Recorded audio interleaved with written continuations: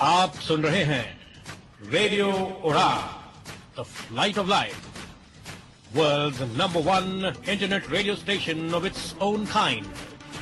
सुनते रहिए और एंजॉय कीजिए रेडियो उड़ा।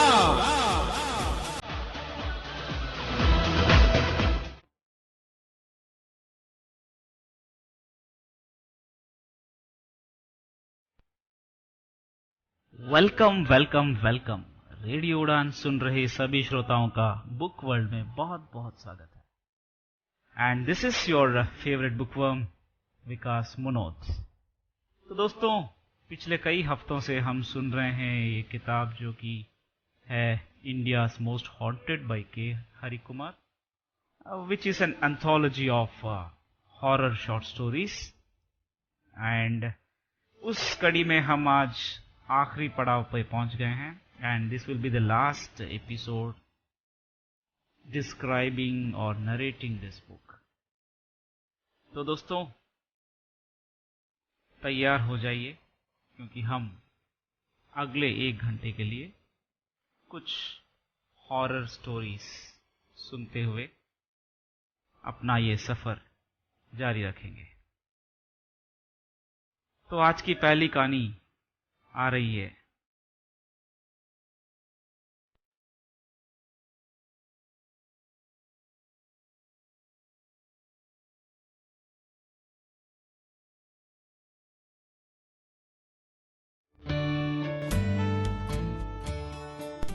The Naidu mention. मैं और शरण्या काफी एक दूसरे की चाह और अनचाह को समझते थे। हम दोनों के टेस्ट एक दूसरे से मैच नहीं करते थे मगर कॉम्प्लीमेंट करते थे। मुझे बहुत ही ट्रैवल करना पसंद था, स्पेशली जो हॉन्टेड प्लेसेस है वहां पे रात गुजारना, एक्सपीरियंसेस कलेक्ट करना बहुत अच्छा लगता था। हालांकि शरण्या उतनी इंटरेस्टेड नहीं थी इन चीज़ों में, मगर वो मुझे हर बार इस जर्नीज में कंपनी देती थी। मगर पिछले 8-9 महीने से उसकी तबीयत कुछ ठीक नहीं चल रही थी, तो वो अपनी माँ के घर पे थी और मैं अपने ट्रैवल्स अकेले ही कर रहा था। अभी थोड़े दिन पहले ही वो वापस आई और हम लोग साथ में एक नई जर्नी पे निकल पड़े और हमारा डेस्टिनेशन था द नायडू मैंशन।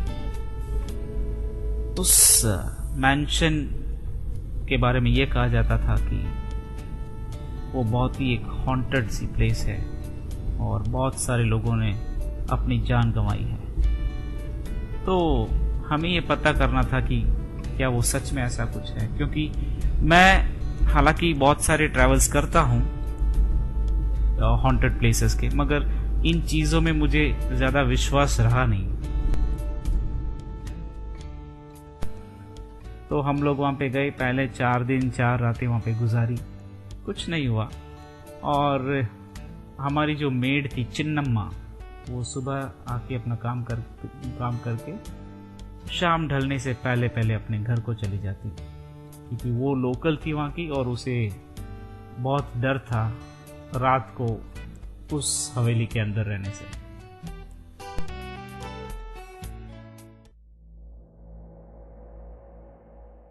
तो इस तरह से हमने 4 रातें गुजार ली और 5वें दिन सुबह हम लोग उठ के अपना काम कर रहे थे। मगर उस दिन चिन्नमा रोज से थोड़ी ज्यादा ही डरी हुई, सहमी हुई नजर आ रही थी। उसका फोकस बराबर नहीं था। वो झाड़ू लगा रही थी मगर एक ही जगह पे काफी देर तक झाड़ू लगा रही थी। तो ना मैंने उससे कहा कि चिन्नम्मा, अगर और थोड़ा झाड़ू लगाया तो शायद इस फर्श की टाइल्स निकल आ जाएंगी। तो वो अचानक अपने वो ट्रांस जैसी सिचुएशन से जागी और फटाफट झाड़ू लगाते हुए किचन की ओर चली गई। तभी अचानक डोरबेल बजी और जब मैंने दरवाजा खोला तो वहां पे वेदू खड़े थे। वेदू एक पुजारी थे उस मंदिर के, जहाँ जो इस घर के पास में है। और उन्हीं के पास इस घर की, इस हवेली की चाबियां थी, तो मैंने उन्हीं से ली थी। तो वेदू मिलने के लिए आए थे और उन्होंने हमारा हाल चाल सब पूछा और हमने उनको बिठाया, कॉफ़ी वगैरह पिलाई और फिर वेदू ने हमसे कहा, मिस्टर सुब्बुराजन, आपको कोई तकलीफ तो नहीं हो रही है? मैंने कहा नहीं कुछ नहीं है, मगर मुझे बहुत तकलीफ हो रही है। जब से मैंने आपको इस घर की चाबी दी मुझे नींद नहीं आ रही। क्यों वेदू जी, डर गए क्या? हम इस घर से कुछ लेके नहीं जाएंगे, आप एकदम आराम से सोइएगा। मजाक मत करो, आपको पता है मैं क्या बोल रहा हूँ। अच्छा, मगर मैं तो कुछ भी ऐसा जैसे आप बोल रहे थे वैसा कुछ हॉन्टिंग एक्सपीरियंस नहीं हुआ। और चिन्नमा हालांकि डरती रहती थी, मगर आज वो भी कुछ ज़्यादा ही डर रही है। हाँ, क्योंकि उसे पता है आज क्या है। आज अमावस है और अमावस के दिन उसका घोर तांडव बहुत ही ज़्यादा होता है। अरे वेदू जी, क्यों मजाक कर रहे हो आप भी? हमने 4 रातें गुजारी, कुछ नहीं हुआ और कोई छोटा मोटा एक्सपीरियंस भी नहीं था। वो सब ठीक है सुब्बू जी, मगर आज की रात रोज के जैसे नहीं रहने वाली। अमावस के दिन हमेशा यहाँ कुछ न कुछ गतिविधियां भूतों की होती हैं। ये अमावस के दिन ही क्यों होती हैं वेदू जी? अगर आपके पास थोड़ा वक्त हो तो क्या हमें आप पूरा बता सकते हैं इसका, ये शुरुआत जो इस हुई थी हॉन्टिंग की, जैसे आप बता रहे हैं, ये हुआ क्या? दरअसल ये कुछ 50 साल पहले की बात है। राम नायडू एक बहुत ही बड़े आदमी थे, बहुत पैसे वाले आदमी थे, जिनका एक ही बेटा था और एक ही बेटी। उनके बेटे ने एक मुस्लिम महिला से प्यार करके शादी करने का फैसला कर लिया। और आप जानते हैं उस जमाने में इंटरकास्ट जो भी मैरिजेस होते थे वो तो बहुत ही ना बराबर होते थे और उन्हें एक्सेप्ट भी नहीं किया जाता था। तो वैसा ही हुआ उस बेचारे के साथ। उसका नाम था सूर्या लड़के का। तो सूर्या को राम नायडू ने अपने घर से, जायदाद से बेदखल कर दिया और अपनी सारी जायदाद अपनी बेटी रम्या के नाम कर दी। और फिर उसकी शादी भी बड़ी धूमधाम से करके उसके लिए ये घर बनवाया, ये जो हवेली हम यहाँ जहाँ बैठे हैं। और ये बात सूर्या को काफ़ी खली और हद तो तब हो गई जब उनकी बेटी की शादी में सूर्या को, यानी उस दुल्हन के भाई को ही बुलाया नहीं गया। और फिर उस दिन सब लोग शादी होने के बाद इसी हवेली में आए, मगर ज्योतिष का कहा गया था कि उनकी जो फर्स्ट नाइट सुहाग रात है वो 2-3 दिन के बाद ही हो। तो सब लोग दूल्हा दुल्हन के साथ इसी घर में आ गए। कुछ 10-12 लोग थे और सब ने डिसाइड किया कि यहीं पे रात गुजारेंगे। तो सब कुछ ठीक चल रहा था, लेकिन अगली सुबह जब दूध वाला, काम वाली सब आए तो घर का दरवाज़ा कोई खोल नहीं रहा था। जब इन्होंने बहुत कोशिश के बाद दरवाज़ा तोड़ के अंदर जाके देखा तो वहाँ 12 की 12 लाशें, जिसमें दूल्हा दुल्हन, वो दुल्हन के माँ बाप और भी कुछ रिश्तेदार, बच्चे, महिलाएं, 12 के 12 लोग मरे पड़े हुए थे। और सबको यही शक था कि शायद सूर्या ने इनके खाने में या पानी में कुछ जहर मिला दिया हो। तो उसके बाद लोगों को कभी कभी उस दुल्हन की आवाज़, रोने की आवाज़ सुनाई देती थी। और फिर सूर्या को एक मौका मिल गया और वो अपनी प्रेमिका से शादी करके उसी घर में आ गया और उनका एक बच्चा भी हो गया। मगर सूर्या अपनी आदत से लाचार था, मजबूर था। सारा पैसा उसने जुआ खेल के उड़ा दिया और बस अब ये घर ही बिकना बाकी था। मगर वो नालायक ऐसा था कि उसने सारा इल्ज़ाम अपनी पत्नी पे, वो उस मासूम बच्चे पे जो अभी कोई पैदा हुआ ही था, उस पे डाल दिया। तो सूर्या के मुताबिक उसकी पत्नी और वो बच्चा, ये दोनों उसके लिए अनलकी साबित हो रहे हैं और उसकी किस्मत शायद इन्हीं दोनों से बिगड़ी है। और इन दोनों के बीच में काफ़ी झगड़े वगैरह होते रहते थे। और एक दिन बहुत ही गुस्से में सूर्या ने अपनी पत्नी का रेप करके उसे बहुत ही खतरनाक ढंग से मार दिया। बच्चे की चीख पुकार और उसकी पत्नी की चीख पुकार सुन के लोग आए, तब तक सूर्या बच के भाग चुका था। मगर वो बच्चा जैसे तैसे बच गया। और फिर सूर्या का कुछ अता पता नहीं रहा, मगर अमावस की रात में लोगों को अक्सर इस अंधेरे बंद घर में बत्ती जलती दिखाई देती थी और कभी कभी किसी औरत के जोर से चीखने की, चिल्लाने की आवाज़ें भी सुनाई देती थी। तो लोगों ने यहाँ पे जाना बंद कर दिया। मगर कभी कभी जब शोर बहुत ही ज़्यादा होता था तो पुलिस आती थी, और जब भी ऐसा हुआ है उस घर में 1 या 2 औरतों की लाशें मिली। कुछ लोग ये कहने लगे कि सूर्या मारा गया और उसका भूत है, वो शायद लड़कियों को वहाँ पे बहला फुसला के लाके उनको मारता है। अब पता नहीं क्या सच है, मगर अब 8 साल पहले लास्ट इंसिडेंट हुआ और अभी कोई औरत मृत नहीं पाई गई, मगर आज भी कुछ आवाज़ें तो सुनाई देती हैं। अमावस की रात में बत्तियां जलती आज भी दिखाई देती हैं।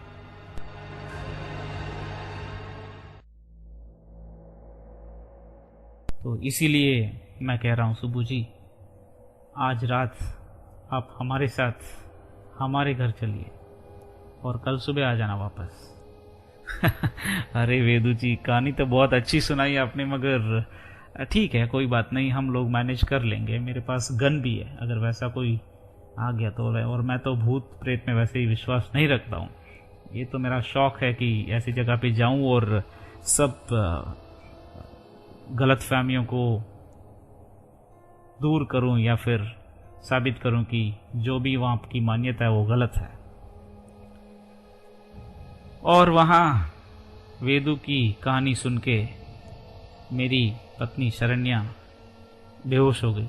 फिर उसे जैसे तैसे पानी पिला के बिठाया और फिर वेदू जी वहाँ से चले गए और चिन्नमा भी उनके पीछे पीछे बहुत ही हड़बड़ाहट में बाहर चली गई। और हम लोग रात होने के बाद जाके सो गए, मगर मुझे नींद नहीं आ रही थी।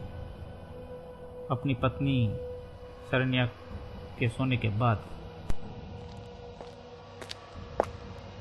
मैं उठ के एक टॉर्च को हाथ में लेके उस पूरे घर में चक्कर लगाने लगा, क्योंकि मुझे पता करना था कि ऐसा क्या है जो अमावस को यहाँ पे कुछ अप्रिय गतिविधियाँ होती हैं। तो मैं यहाँ वहाँ चल रहा था, कहीं कुछ नहीं, मगर अचानक कहीं एक शीशा फूटने की आवाज़ सुना दी।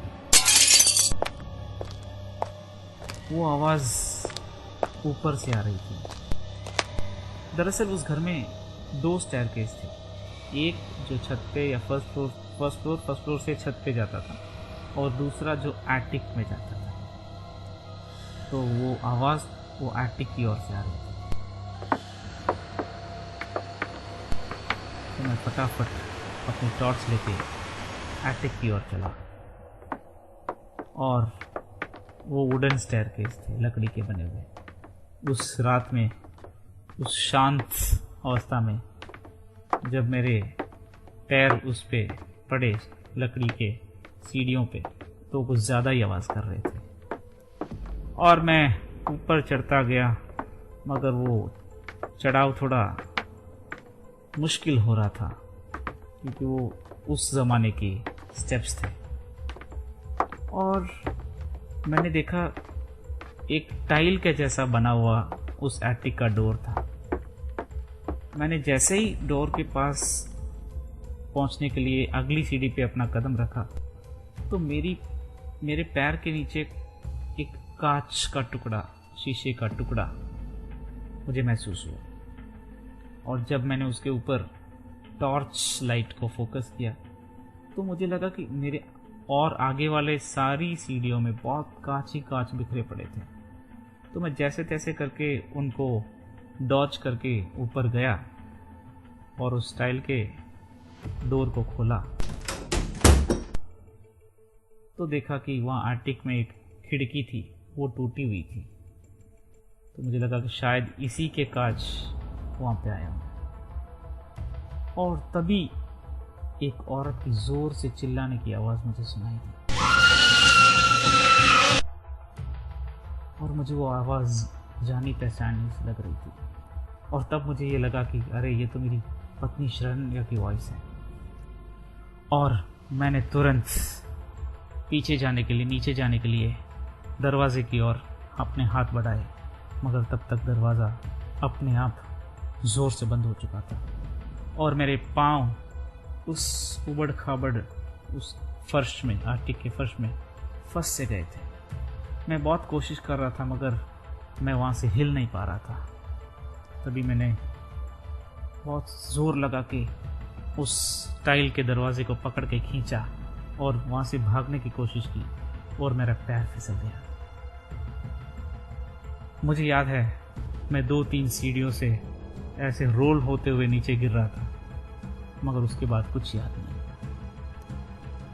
अगली सुबह जब मैं उठा तो मैं वेदू जी के घर पे था और वेदू मेरे पास बैठे हुए थे। मैंने जैसे ही आंखें खोली मैंने पूछा कि मेरी पत्नी कैसी है, तो उन्होंने ये कहा कि सब कुछ बहुत ठीक ठाक है।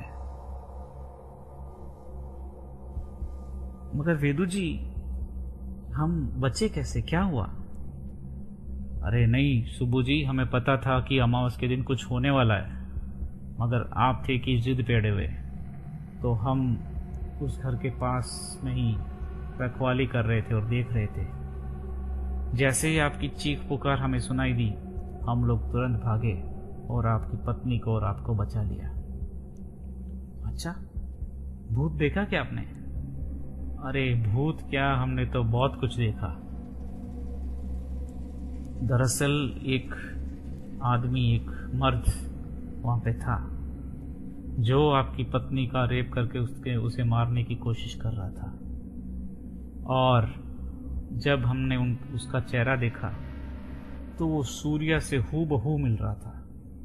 और पुलिस को जब हमने बुलाया और पुलिस ने उसे पकड़ा तो पता चला कि वो दरअसल कोई भूत प्रेत नहीं, बल्कि सूर्या की फितरत का फायदा उठा के उसी का बेटा उस घर में अमावस की रातों को दूर दूर से किसी लड़की को लेके आके उसका रेप करके उसे मारता था। पिछले कुछ सालों से शांत था, लेकिन संजोग देखिए, आज वो फिर वही काम करने जा रहा था और पकड़ा गया। ये कहानी मुझे एक मित्र सुब्बूराज ने बताई थी और मुझे बस यही प्रतीत होता है कि कभी कभी जिंदा इंसान मुर्दों से भी काफी खतरनाक होते हैं। दोस्तों, रुकते हैं एक छोटे से ब्रेक के लिए और ब्रेक के उस पार अगली कहानी के साथ हम फिर हाजिर होते हैं। कीप लिसनिंग टू रेडियो उड़ान, ए फ्लाइट ऑफ लाइफ।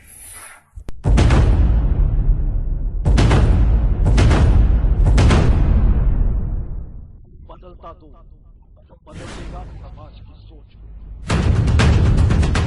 बदलता दो, जहां हम पहुंचाएंगे आपकी आवाज सरकार तक। बदलता दो, जो देता है आपको जानकारी अपनी कम्युनिटी में होने वाले तमाम इंसिडेंट्स। सुनते रहिए बदलता दौर डिस्कशन रेडियो उड़ान पर हर रविवार रात को 9 से 10 और सोमवार 4 से 5 सिर्फ और सिर्फ रेडियो उड़ान पर। मेरा नाम रिया है। मैं मैंगलोर की रहने वाली हूँ। स्वतंत्र जीवन कौशल प्रशिक्षण में मैंने बास्केट, पेपर मैट, ऊनी चटाई जैसी कई चीजें बनाने की कला सीख ली है।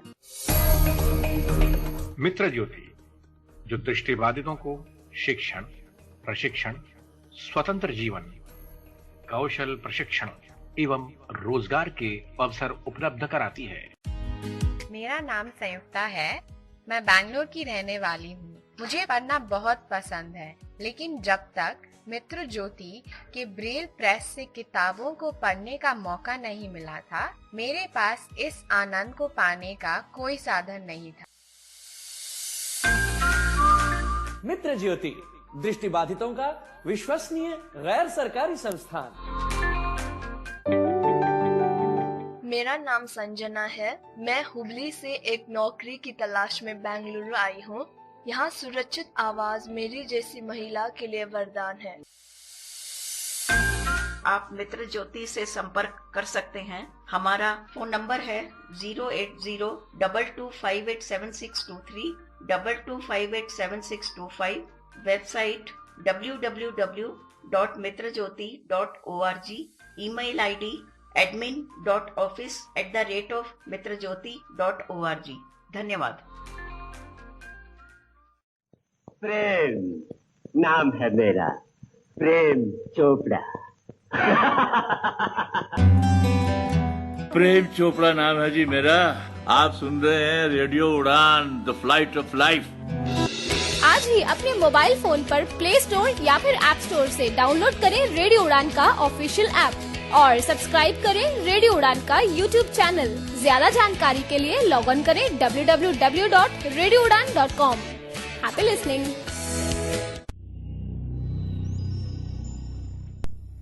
Welcome back. तो दोस्तों, चलिए सुनते हैं हमारे आज के इस एपिसोड की अगली कहानी। अभी कुछ ही कहानियां बची हैं, तो हम इस सफ़र के अंत के करीब पहुंच रहे हैं इस किताब के। हमारा सफ़र तो साथ साथ जारी रहेगा, मगर इस किताब का सफ़र आज ख़त्म होने वाला है। तो we are approaching the end, we are nearing the end, so let us move on to the next story for today. और इस स्टोरी का नाम है ए हॉन्टिंग इन कुंतूर। मैं अक्सर लोगों के पास जाके उनके एक्सपीरियंसेस कलेक्ट करता हूँ, जो भी पैरानॉर्मल एक्सपीरियंस होते हैं। तो बहुत सारे लोगों ने अलग अलग एक्सपीरियंस सुनाए हैं, और एक ये है कि लोगों को आत्माएं अपने वश में कर लेती हैं, या किसी के अंदर किसी की आत्मा घुस जाती है, और कहते हैं कि जिसकी भी आत्मा घुसती है एक व्यक्ति के अंदर, तो वो व्यक्ति उस आत्मा की तरह या उस आत्मा का जो भी मालिक था उसकी तरह बिहेव करने लगता है या लगती है। तो इसी कॉन्सेप्ट को अपना बेस रख के 1980s में एक मलयालम मूवी आई थी जिसका नाम था मणिचित्रताल, और उसी फिल्म को तमिल में चंद्रमुखी और हिंदी में भूल भुलैया के नाम से बनाया गया था 2000 के पहले दशक में, जिसमें जो भी पोसेस्ड होती है औरत, उसको एक बंदा अपने साइकिक और स्पिरिचुअल पावर से भगाता है या एग्जॉस्ट करता है। तो साइंटिफिक और स्पिरिचुअल पावर्स दोनों एक साथ काम करते हुए उस भूत को हराने में कामयाब होते हैं। ऐसा हमारी फिल्मों में दिखाया है, और ऐसी ही कुछ कहानी मैंने सुनी जब मैं कुंतूर अपने रिश्तेदारों से मिलने एक बार गया था। तो वहाँ पे बहुत सारी भूत की कहानियाँ थी, बल्कि हर घर में एक कहानी थी। आप कहीं भी चले जाओ, आपको एक कहानी तो उस घर की मिलेगी ही मिलेगी। ऐसा बहुत ही कम हुआ कि किसी घर में ऐसी अप्रिय घटनाएं ना हुई हों। तो मैंने बहुत सारी ऐसी कहानियाँ सुनी, मगर मुझे एक कहानी ने बहुत ही इम्प्रेस किया या अट्रैक्ट किया, जो भी कह लीजिए, यानी कि मैं वो कहानी आपसे शेयर करना पसंद करूँगा इस किताब में। तो वहाँ एक घर था, वो जो आदिवासी होते हैं उनका घर था, वो तुलु बोलते थे। उस घर में हाजी, उसकी पत्नी श्रेष्ठा और उसका बेटा कमाल रहते थे। हाजी एक 50 से 55 साल का आदमी था और उनका बेटा एक 27-28 साल का था। तो वो बहुत ही गरीब घर के लोग थे और मेहनत करके रोजी रोटी कमा के रोज़ अपना सामान लेके अपना खाना बनाते थे। तो एक बार ऐसा हुआ कि रात को अचानक श्रेष्ठा नींद से उठी और संस्कृत में कुछ श्लोक सुनाने लगी। और मजे की बात यह है कि श्रेष्ठा ने कभी मंदिर में कदम नहीं रखा था, कभी ब्राह्मणों से उसका ज़्यादा मेल जोल नहीं था और तुलु के अलावा और कोई भाषा उसे आती नहीं थी। मगर वो श्लोक सुनाने लगी और कुछ पूजा पाठ घर में करने लगी। और जैसे ही हाजी ने उसे रोकने की कोशिश की तो वो बहुत तेज़ी से घर से बाहर भाग गई। वो तेज़ी एक इंसान के लिए नामुमकिन सी तेज़ी थी, जिस तेज़ी से वो भागी। और अब समझ में नहीं आ रहा था इन दोनों को, बाप और बेटे को, कि ये क्या करें। तभी ये दोनों पास वाले मंदिर में जो पुजारी थे, भट्ट साहब, उनके पास गए। और जब इन्होंने उनको ये कहानी सुनाई तो भट्ट ने पूछा, अच्छा तो ये कभी अलग अकेले में कहीं जाके तो नहीं आई? नहीं, वेजिटेबल्स लेने के लिए गई थी। अच्छा, कहीं जंगलों में? तो हाजी को पता नहीं था। फिर कमाल बोला, जंगल में तो नहीं, मगर साग सब्जी लेने के बाद अम्मी ना श्रेष्ठा अक्का से मिलने गई थी, श्रेया अक्का से मिलने गई थी, क्योंकि उनके हस्बैंड का निधन हो गया था, तो उनसे मिलने के लिए गई थी। हाँ, भट्ट बोले, समझा मैं। श्रेया एक ब्राह्मण औरत है और उसका हस्बैंड बहुत ही धर्मात्मा आदमी था, वो पूजा पाठ करता था। शायद उसी के भूत ने श्रेष्ठा को अपने वश में कर लिया हो। चलो हम श्रेया के घर जाके देखते हैं।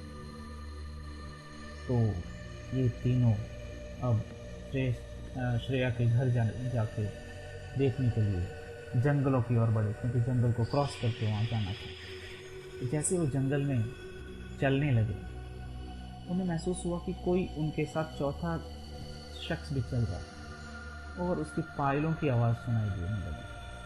मगर जब भी ये रुकते, वो आवाज़ भी रुक जाती। अब इन्हें समझ में नहीं आ रहा था कि करें तो क्या करें। मगर चूंकि भूतों की कहानियाँ बहुत ही फेमस थी उस जगह पे, तो किसी ने भी हिम्मत नहीं की कि उसका सामना करें या फाइंड आउट करें कि वो क्या है। तो जैसे तैसे करके वो श्रेया के घर के पास पहुंचे और भट्ट ने दरवाज़ा खटखटाया और श्रेया ने खोला। और जब श्रेया से ये पूछा गया कि क्या श्रेष्ठा वहाँ पे आई थी, तो श्रेया ने कहा कि हाँ आई थी शाम को, वो कंडोलेंस अपना कन्वे करने के लिए, मगर वो तुरंत चली गई और अब तो देखा नहीं है। अच्छा ठीक है, अपने घर के दरवाजे बंद रखना और जब मैं बोलूं तभी दरवाजा खोलना। क्यों? हाँ बस ऐसा ही है, बस सवाल मत पूछो। ये कह के भट्ट ने दरवाजा बंद करवा दिया। और अब भट्ट का सुझाव था कि हम जंगल में जाके श्रेष्ठता को ढूंढे। तो जंगल में जाके भट्ट ने कहा कि ढूंढते हैं श्रेष्ठता को, मगर कमाल का यह दावा था कि 3 लोग वहां पे जाके क्या करेंगे। तो हाजी ने भी सोचा कि हाँ सही बात है। तो इन दोनों ने कमाल को वहीं पे छोड़ के ये दोनों जंगल की ओर चले गए। और कमाल का ये काम था कि अगर उसकी अम्मी यानी श्रेष्ठा अगर उसके पास पहले पहुंच जाए तो उसको सीटी या कुछ बजा के उनको सिग्नल देना था, ताकि वो जंगल में ऐसे ही भटकते ना फिरें। तो दोनों बुजुर्ग आदमी जंगल की ओर चले गए और श्रेष्ठा को ढूंढने के लिए उनकी कोशिशें शुरू हो गई। और इधर श्रेया अपने बेड में जाके फिर से सोने लगी और अचानक उसे एक आवाज सुनाई दी, श्रेया, श्रेया, दरवाजा खोलो। कौन? अरे मैं हूं कमाल। कमाल, तुम इतनी जल्दी कैसे आ गई? श्रेया ने तुरंत दरवाजा खोला और वो अंदर आ गया।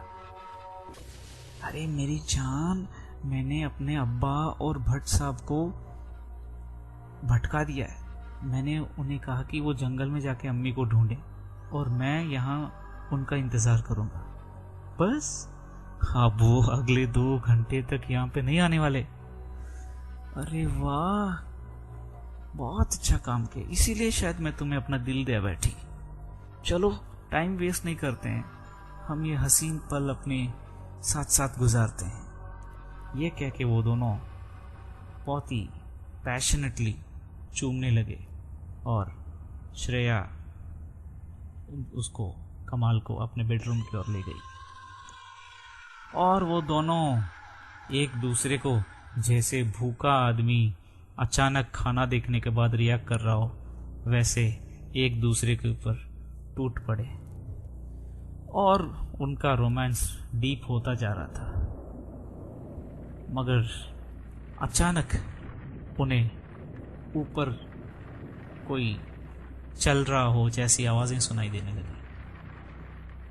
घर के ऊपर तो छत था और कुछ नहीं। तो उन्होंने सोचा शायद कोई चूहा कुछ होगा, मगर फिर वो कदमों की आवाज एकदम साफ सुनाई देने लगी और कदम बहुत भारी हो रहे थे। तो दोनों ने फटाफट कपड़े पहने और कमाल ने कहा मैं जाके देखता हूँ क्या है। श्रेया डर गई, उसने कहा नहीं नहीं मैं भी चलूंगी। तो दोनों ऊपर गए, देखा तो कुछ नहीं था, किसी के खांसने की आवाज़ सुनाई दे रही थी और श्रेया को पता था कि वो आवाज़ किसकी थी।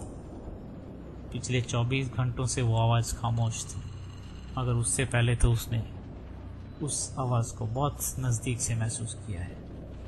जी हाँ, वो उसके पति की आवाज़ थी। तो श्रेया को बहुत डर लगने लगा और वहाँ खूब अंधेरा था। चांद की रोशनी से बहुत दूर कोई एक शख्स दिखाई दे रहा था और वो बहुत जल्दी जल्दी इनकी ओर बढ़ रहा था। श्रेया को बहुत डर लगने लगा। चूंकि अंधेरा था, वो उस शख्स का चेहरा देख नहीं पाई, मगर अचानक उसकी आवाज़ बिल्कुल श्रेया के पति की आवाज़ की जैसे, तुम दोनों को मैं छोड़ूंगा नहीं। जो घोर पाप तुमने मेरे घर में किया है, तुम्हें तो सजा मिलेगी ही मिलेगी। तुमने क्या सोचा कि तुम दोनों खुश रह पाओगे? श्रेया, मैं तुम दोनों को ठीक वैसे ही मारने वाला हूं जैसे तुमने कल रात मुझे मारा था। और वो शख्स बहुत नजदीक आ गया था और चांदनी रात में उसका चेहरा बहुत साफ दिखाई दे रहा था। और तब उन्होंने उस चेहरे को पहचान लिया। दरअसल वो श्रेष्ठता थी, जिसको श्रेया के पति की आत्मा ने पकड़ लिया था। दोस्तों, रुकते हैं और उसके बाद हम फिर हाजिर होते हैं। कीप लिसनिंग टू रेडियो उड़ान, a flight of life.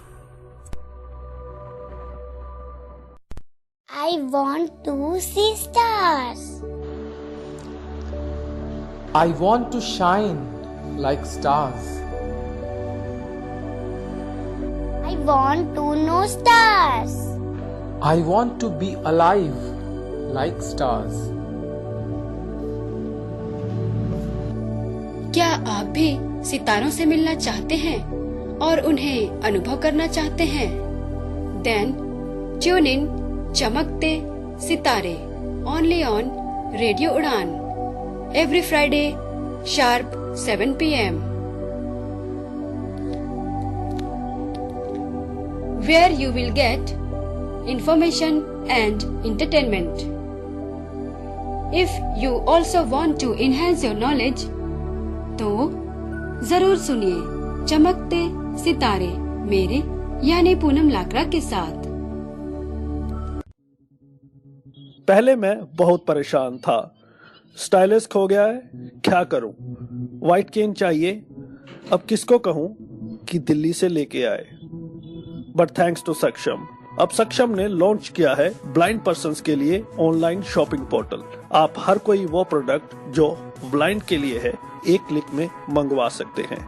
आज ही लॉग इन करें www.sectec.in SAKTEK या कॉल करें 011-4241-1015। आप ईमेल कर सकते हैं info@sectec.in। मैं दिलराज कौर प्लेबैक सिंगर बात कर रही हूँ आपसे। आप रेडियो उड़ान सुन रहे हैं। I am Dilraj Kaur and you are listening to Radio Udan.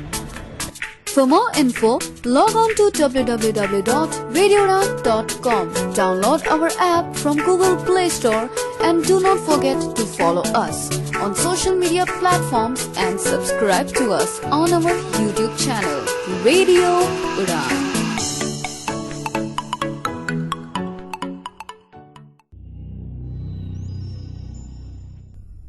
Welcome back दोस्तों।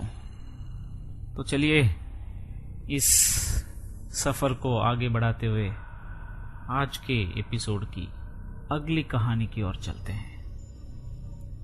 अ हॉन्टिंग इन कुलभट। बालू और जग्गू बहुत ही गहरे दोस्त थे और संजोग देखिए उन दोनों का बर्थडे भी एक ही दिन आता था। तो जैसे वो हमेशा करते आते थे, उस दिन भी उन्होंने अपने सारे दोस्तों को बुलाया और एक पब में सबको शानदार पार्टी दी। और रात के 10 बजते बजते एक के बाद एक सारे दोस्त निकल चुके थे। उन सब की शादी हो चुकी थी, तो घर पे उनकी वाइफ उनका इंतज़ार कर रही थी। मगर हमारे ये दो दोस्त बालू और जग्गू अभी भी बैचलर्स थे और सबके जाने के बाद बिल चुका के वो लोग बाहर निकलने लगे। तभी जग्गू को एक और बोतल की जरूरत पड़ गई। अरे ले ले यार, एक और बोतल ले ले, रास्ते में काम आएगी। ऐसे बोल के एक और बोतल खरीद के दोनों उस बोतल से एक एक घूंट पीते पीते सड़क पे चलने लगे। बालू और जग्गू बिना किसी ठिकाने के, बिना किसी मंजिल के ऐसे ही सड़क पे चल रहे थे। जग्गू को थोड़ा ज्यादा चढ़ गई थी, मगर बालू थोड़ा अलर्ट था। अरे यार ये बता, हम कहाँ जा रहे हैं? बालू ने पूछा। अरे कहीं भी जाएंगे दोस्त, सीधा सीधा चलते जाएंगे, पूरी रात भी चलेंगे। अगर कुछ घर, कोई सराय या रुकने की कोई जगह नहीं मिली तो मेरा घर जाने का बिल्कुल ही मन नहीं है दोस्त। हाँ, घर जाने का मन तो मेरा भी नहीं है, ये कह रहा था बालू। फिर जग्गू थोड़ा इमोशनल होते हुए, अरे यार, तुझे पता है मैं 26 साल का हो गया हूँ और हमारे इन दोस्त सालों सबकी शादी हो चुकी है सिवाय तेरे और मेरे। और अपनी 26 साल की उम्र में किसी लड़की से मैंने प्यार नहीं किया यार। अरे प्यार तो दूर की बात है, 26 साल में मैंने एक भी बार नहीं किया यार। इससे बड़ा शर्म की बात क्या हो सकती है बता। दोस्त, लगता है तुझे थोड़ी ज्यादा ही चढ़ गई है। अब चुपचाप चल, वरना सारी दुनिया को तू अपनी दास्तां सुना देगा। अरे सुनने दे यार, सुनने दे, सबको सुनने दे मेरी दुख भरी दास्तां। मगर तेरे को पता है आज मेरा दिन बहुत अच्छा गया है। इस साल तो पक्का मैं कुछ न कुछ करने वाला हूँ, मुझे पता है। बहुत ओवर कॉन्फिडेंस और इमोशनल हो रहा था जग्गू। तभी बालू ने कहा, हाँ हाँ, पिछली बार भी तूने कुछ ऐसा ही कहा था और न जाने उससे पिछली बार भी कहा होगा। चल छोड़ यार, वे सब फालतू की बातें हैं। बोतल भी खाली हो चुकी है, बहुत दूर तक आ चुके हैं, अब पैरों में दर्द हो रहा है। हाँ यार ठीक है, मगर बहुत अच्छा होगा अगर कोई घर मिल जाए और उस घर में कोई सोनी कुड़ी मिल जाए। क्या बात है। अब वो लड़खड़ा रहा था और बालू जैसे तैसे खुद नशे में था, फिर भी अपनी दोस्त को पकड़ के अपने साथ लेके जा रहा था। और थोड़ी दूर चलने के बाद उन्होंने देखा कि वहां एक बस स्टॉप यानी बस स्टैंड था और दिसंबर का महीना था तो बहुत ठंड लग रही थी दोनों को। तो उन्होंने सोचा कि उस बस स्टैंड के अंदर जाके बैठ के रेस्ट करेंगे, या जगह बराबर मिली तो रात भर वहीं सो जाएंगे और बातें करेंगे। जब वो वहां पहुंचे, करीब से उन्होंने देखा तो वो एक बहुत ही दुरावस्था में था और बहुत सारे पत्थर पड़े हुए थे, दीवारें टूटी हुई थी। और वो दोनों जाके अंदर बैठ गए और थोड़ी देर के बाद जग्गू को ऐसा लगा कि कोई उसे बुला रहा है, और वो भी एक औरत की आवाज। हमारे आशिक मिजाज के जग्गू की खुशी का तो मानो ठिकाना ही नहीं रहा और तुरंत उठा और इधर उधर देखा, वहां पे कोई नहीं था। मगर फिर उसने पीछे की ओर देखा तो वहां एक युवती खड़ी थी। तो इससे पहले जग्गू अपना मुंह खोल के कुछ उल्टी सीधी बात करता, बालू ने उससे पूछा, तुम कौन हो और यहाँ क्या कर रही हो? साहब, दरअसल हम पास के गांव कुलबट से हैं और हमारा भाई बहुत बीमार है। मैं और मेरी बहन दवाई लेने के लिए गए थे पास वाले गांव तक, मगर वापस आते वक्त रास्ते में हमारी बस खराब हो गई साहब, और मेरी बहन और मैं यहाँ पे हैं। क्या आप हमें अपने गांव तक छोड़ दोगे? हाँ हाँ, क्यों नहीं, गांव तक पक्का छोड़ देंगे। पहली बार जग्गू ने अपना मुंह खोला उस लड़की के सामने। बालू थोड़ा संभल के बात कर रहा था। हाँ, मगर तुम्हारा गांव कहाँ है, कितनी दूर है? कुछ 5-6 किलोमीटर है साहब, ज्यादा नहीं है, मगर रात है ना तो हमें डर लगता है। अच्छा ठीक है, तुम्हारी बहन कहाँ है? वो मेरी बहन वो पीछे है साहब, मैं उसे लेके आती हूँ। ये कह के वो औरत गई और जग्गू बहुत खुशी से झूम उठा और बालू के पास आके बोला, अरे वाह दोस्त, 2 मिल गई। यानी मैं अंदर जाऊंगा तो तुझे बाहर वेट भी नहीं करना पड़ेगा। बालू ने उसे कस के पकड़ के कॉलर को और बोला, चुप चुप चुप। क्या हुआ भाई, मेरी बात पसंद है तुझे? अबे पागल है क्या? उधर देख। बालू ने इशारा किया और जग्गू ने उस तरफ देखा तो जमीन पे उस औरत के पैरों के निशान थे।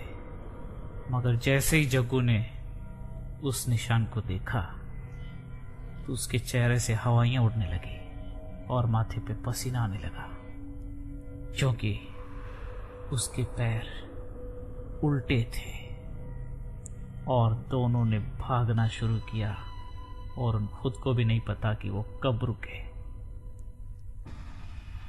दोस्तों, रुकते हैं आज के एपिसोड की अगली और संभवतः आखिरी कहानी आपके सामने प्रस्तुत करेंगे।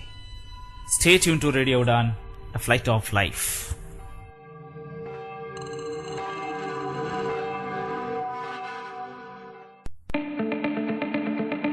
रहिए एक कदम आगे ताजा खबरों के साथ, खबरें जो जुड़ी है खास तौर पर डिसेबिलिटी सेक्टर से। दोस्तों नमस्कार, मैं हूं आपके साथ आपका दोस्त पुनीत। जॉब अलर्ट्स और करंट अफेयर्स के सारे अपडेट्स कम्युनिटी कलर्स पर मेरे यानी गौरी कुबेर के साथ। खबरों को जानिए बेहतर कम्युनिटी कलर्स के mind boggling our opinion segment में। ये दोस्तों नमस्कार, मैं हूं दानिश महाजन। कम्युनिटी कलर की सेगमेंट आवर ओपिनियन में आपका स्वागत।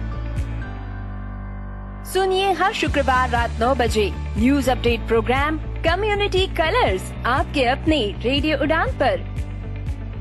रेडियो उड़ान, अ फ्लाइट ऑफ लाइफ। नमस्कार दोस्तों, जैसा कि आप सभी जानते हैं कि कोरोना महामारी से बचने के लिए हमें अपने ऑक्सीजन लेवल पर नियंत्रण पाना बहुत जरूरी है।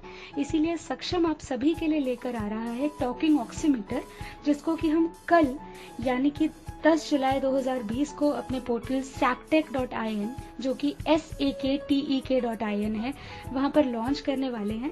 इस डिवाइस से आप अपना ऑक्सीजन लेवल मेजर कर सकते हैं और इस मेजरमेंट के लिए आपको बहुत ज्यादा कुछ करने की जरूरत नहीं है। एक बहुत छोटा सा डिवाइस है जिसको आपको अपनी फिंगर से टच कराना है और आपका जो भी ऑक्सीजन लेवल होगा वो आपको रीड करके बता देगा और आप पता लगा सकते हैं कि आपकी बॉडी में ऑक्सीजन का लेवल क्या है। और इस डिवाइस को आप हमसे 3000 रुपए में खरीद सकते हैं। बट खुशखबरी ये है कि पहले 10 ऑर्डर्स पर हम 200 रुपए की छूट दे रहे हैं और पहले 10 ऑर्डर्स 2800 रुपीज में आप लेकर जा सकते हैं। सो जल्दी से जल्दी कल जैसे ही ये लॉन्च होता है फटाफट से अपना फोन उठाइए और लैपटॉप उठाइए और ऑर्डर कर दीजिए और ले आइए ऑक्सीमीटर अपने घर। धन्यवाद।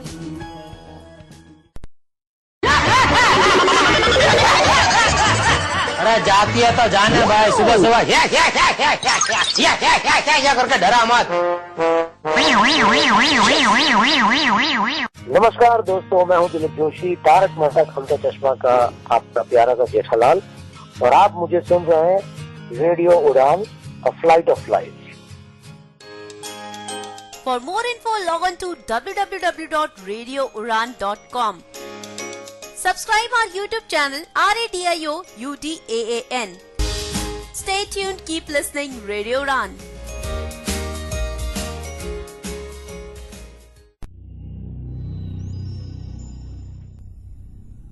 Welcome back friends. तो चलिए सुनते हैं आज के इस एपिसोड की आखिरी कहानी, डिमोंटी कॉलोनी। चलो आज मैं तुम्हें चेन्नई की सबसे हॉन्टेड प्लेस का टूर देती हूँ। ये कहते हुए एलाइजा कामराज को अपनी गाड़ी में बिठा के ले गई और जब वो वहां पे पहुंचे तो वहां पर बोर्ड लगा हुआ था डिमोंटी कॉलोनी। ये नाम तो सुना हुआ लगता है। हाँ, क्योंकि इस नाम के ऊपर एक फिल्म भी बनी थी 5-6 साल पहले, तो सुना होगा नाम तो। हाँ, मगर मैंने वो फिल्म देखी नहीं, कामराज ने कहा। अच्छा ये बताओ इस जगह की खासियत क्या है? इस जगह की खासियत यह है, एलिजा ने शुरू किया, कि ये एक बहुत ही अमीर पोर्चुगीज बिजनेसमैन की मैंशन है। वो बिजनेसमैन थे डे मोंटे, और उनकी पत्नी जो मेंटली अनस्टेबल थी वो भी उनके साथ रहती थी, और उनका एक बेटा। उनका बेटा तकरीबन 20 साल की उम्र में पोर्तुगल जाने के लिए एक शिप में सवार हुआ। उसे भारत का वेदर कंडीशन राज नहीं आया, तो वो पोर्तुगल जाके बसने की प्लानिंग करके एक शिप में बैठ के गया, मगर रास्ते में ही एक दुर्घटना हुई और वो डूब के मर गया। एक तरफ पागल पत्नी और दूसरी तरफ बेटा अब दुनिया में नहीं। इन सब चीजों ने डे मोंटे को तोड़ के रख दिया, और कहते हैं कि उन्होंने बहुत ही गम का पहाड़ अपने ऊपर टूट जाने के कारण दम तोड़ दिया। अच्छा, फिर क्या हुआ? कामराज ने पूछा। फिर कुछ नहीं, कोई लोग बोलते हैं कि यहाँ पे हॉन्टेड है, लोग भूत आते हैं, ये है वो है, मगर कुछ लोग ऐसे भी हैं जो सोचते हैं कि ये प्लेस, डे मोंटे ने मरने से पहले इस जगह को the arch diocese of Mylapore, church है बिशप का माइलापुर डायसिस की, उनको ये जगह उन्होंने डोनेट कर दी थी। तो शायद गवर्नमेंट ऑफिशियल्स के डर के कारण या उन्हें यहाँ बार बार आने से रोकने के लिए चर्च वालों ने ऐसी कुछ अफवाह फैला दी, ऐसा भी माना जाता है। अच्छा, ठीक है, मगर हॉन्टिंग है तो कैसी हॉन्टिंग, क्या होता है? ये पूछा कामराज ने। बस यूं ही अचानक बत्ती जल जाती है रात को, कभी कभी किसी का हंसने की आवाज आती है या रोने की आवाज आती है, या कभी अचानक कोई परछाई अंदर जाती है, गेट खुल जाते हैं, कोई जानवर अंदर जाता है तो बाहर नहीं आता जिंदा। और एक बार तो शायद एक गार्ड था जिसे यहाँ पे ड्यूटी पे लगाया गया था, वो रात को इस घर के अंदर गया, मगर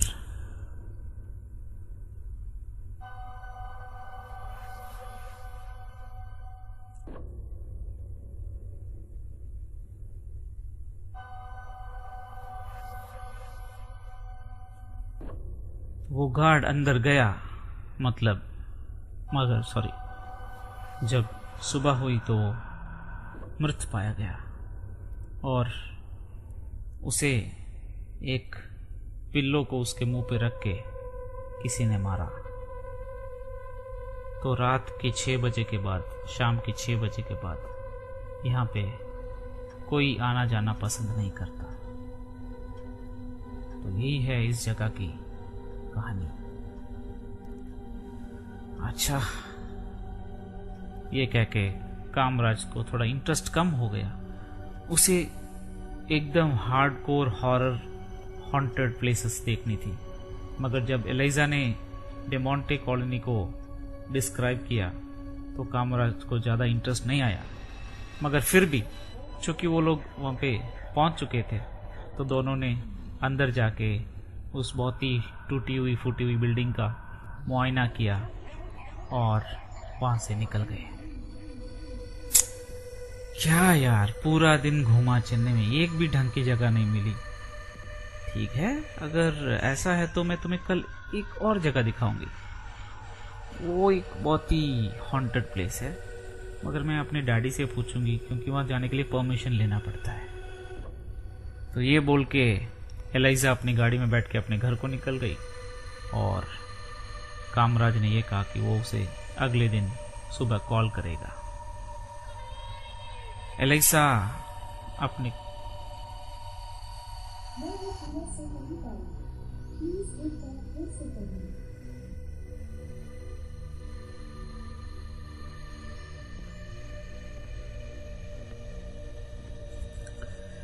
एलाइसा का घर टी नगर में था। उसके पेरेंट्स एक दूसरी जगह पे रहते थे जिसका नाम था चूलेमेडू। वो एक इंडिपेंडेंट लड़की थी और अकेली रहती थी। वो घर का दरवाजा अंदर से बोल्ट नहीं करती थी, सिर्फ लॉक करके सो जाती थी, क्योंकि उसे पता है कि उसके घर की चाबी उसके अलावा सिर्फ उसके पेरेंट्स और उसके बॉयफ्रेंड के पास है। तो इसलिए उसे कुछ डर नहीं था। खाना खा के वो सोने चली गई, मगर अचानक कोई डिस्टरबेंस। उसे लगा कि हॉल में कोई कुछ चीजों को संभाल रहा है, इधर उधर ढूंढ रहा है कुछ, या चीजों को शिफ्ट कर रहा है। जब वो वहां पे गई तो उसने देखा कि एक कोई शैडो, कुछ परछाई दिखाई दे रही थी, मगर उसने लाइट ऑन करने के लिए जैसे ही स्विच बोर्ड पे हाथ लगाया तो चांद की रोशनी उसके ड्रेसिंग टेबल की मिरर पे लगी, और उस मिरर में उसे अपनी परछाई नहीं बल्कि एक बहुत ही बूढ़े आदमी की परछाई दिखाई दी, जिसके बाल बहुत लंबे, नाखून बहुत ही गंदे और टूटे फूटे दिखाई दे रहे थे। अगली सुबह कामराज ने बार बार कॉल किया मगर कोई रिस्पांस नहीं था। एलाइजा के पेरेंट्स ने भी कॉल्स किए मगर उसने फोन नहीं उठाया, जो कि बहुत ही अनयूजुअल था क्योंकि वो हर बार फोन उठाती थी। जब उसके पापा वहां पे आए और चाबी से घर खोला तो देखा तो एलाइजा सोफे के ऊपर लेटी थी।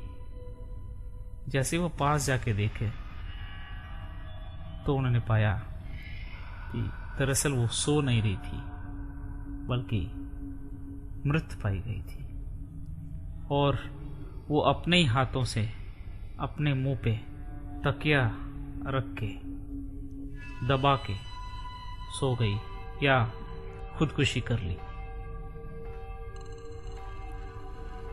तो दोस्तों, ये थी India's most haunted by Hari Kumar. मुझे उम्मीद है आपको सारी कहानियां बेहद पसंद आई होंगी। अगले हफ्ते जब हम मिलेंगे तो हम एक नई किताब शुरू करेंगे, और हमारे बहुत सारे लिसनर्स ने मांग की है कि क्यों ना एक रोमांस प्रेजेंट की जाए। तो हमारी कोशिश अगले हफ्ते ये होगी कि एक अच्छी रोमांस नॉवल आपके लिए हम लेके आएं और आपका मनोरंजन करें। तो हम उम्मीद करते हैं आपको वो नॉवल भी बेहद पसंद आएगी। आप अपने कमेंट्स और फीडबैक हमें व्हाट्सएप कर सकते हैं या ईमेल कर सकते हैं। व्हाट्सएप नंबर है 9840478204 और ईमेल आईडी है vikas.manot@yahoo.com। तो इसी उम्मीद के साथ कि आपको ये एपिसोड बेहद पसंद आया होगा, मुझे दीजिए इजाजत। आपसे अगले हफ्ते फिर मिलेंगे। Be safe, wear mask, maintain social distancing and keep your loved ones safe too. Stay tuned to Radio Udan, a flight of life.